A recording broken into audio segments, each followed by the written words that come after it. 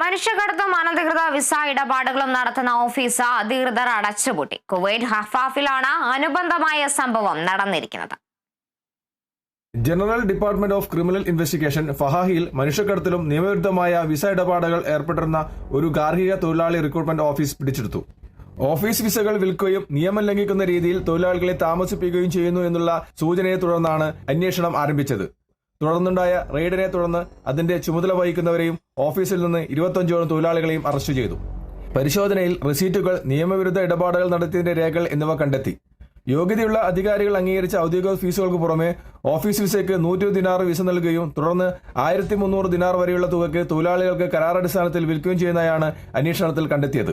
തൊഴിലാളികളെ ചോദ്യം ചെയ്തതിൽ നിന്ന് അവരെ അനധികൃത ജോലികൾക്ക് നിർബന്ധിക്കുന്നതായും താമസ സ്ഥലത്ത് അടച്ചുപൂട്ടി മോശമായ പെരുമാറ്റത്തിന് വിധേയമാക്കിയെന്നും സൂചന ലഭിച്ചു.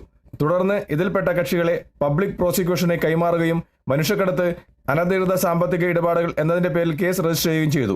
കുറ്റവാളികൾക്കെതിരെ ആവശ്യമായ എല്ലാ നടപടികളും സ്വീകരിക്കുമെന്നും ഇത്തരം നിയമവിരുദ്ധ പ്രവർത്തനങ്ങളിൽ ഏർപ്പെടുന്നവർക്ക് കർശനമായ ശിക്ഷാവിധികൾ നടപ്പിലാക്കുമെന്നും ആഭ്യന്തര മന്ത്രാലയം മുന്നറിയിപ്പ് നൽകി. കുവൈറ്റിൽ നിന്നും കേരള വിഷന് വേണ്ടി ഐ. വി. സുനേഷ്, വെങ്ങര.